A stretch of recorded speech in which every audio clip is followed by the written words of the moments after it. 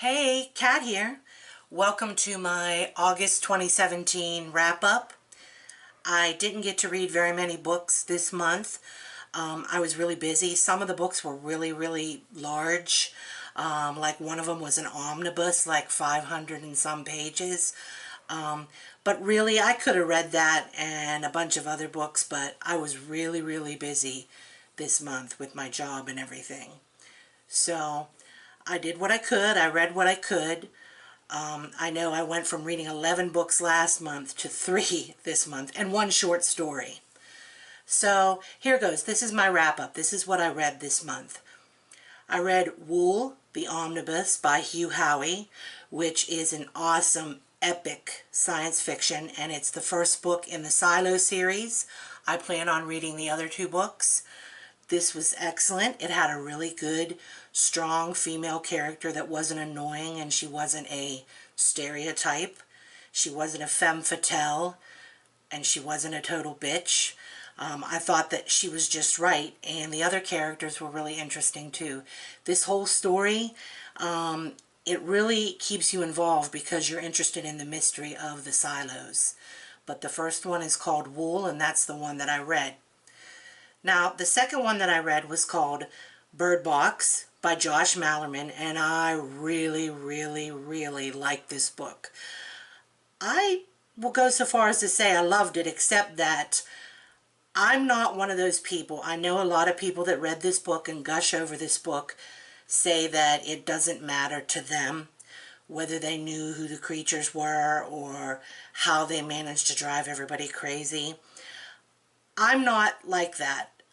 In my opinion, I felt like it would have really added to the book, and they're going to make a movie out of it, and I think the movie will be much more exciting than the book if they actually show the creatures to the audience and just the characters can't see them, and they kind of add a little bit in the movie as to how the creatures are able to drive everybody crazy and cause mass murder, mass suicide, mass chaos.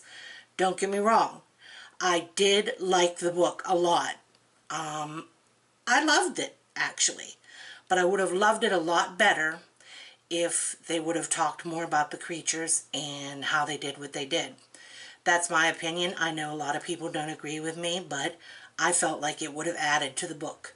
The book was really great, though, and I highly recommend it to everybody. It's very creepy. It's very involving.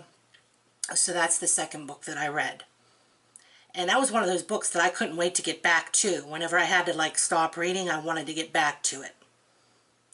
Okay, now, the next book that I read was called The Deep by Nick Cutter. And it was okay. I mean, I didn't hate it, but I was also disappointed in it. I felt like it could have been better. I felt like it went on longer than it should have gone on. You know, I felt like the author was just adding things just to make the book longer, and by the end he was just making stuff up out of nowhere because he was like, oh, I've got to wrap this up, I've got to do something. And the way it ended, it almost felt like the rest of it had no purpose whatsoever. But I did not hate it. There were some really good creepy scenes in it, but I wouldn't classify this as one of my faves. But not terrible. So I read that too. So far, Wool, Bird Box, and The Deep. Now, the last thing that I read for this month was not a book per se. It was just a short story, and it was on audio, and I listened to it. And it was called The Jaunt by Stephen King. And this was a story, I think it was published in Twilight Zone magazine at one time, and then republished in his story collection, Different Seasons, or it might have been Skeleton Crew. I'm not sure about that. But the thing is that I read it, and it was okay. I didn't hate it. I just felt like the build-up was really slow.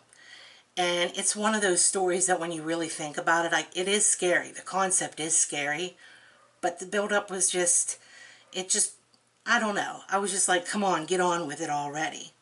I didn't hate it. I've just read better by Stephen King. So that's what I read this month. Thank you for stopping by.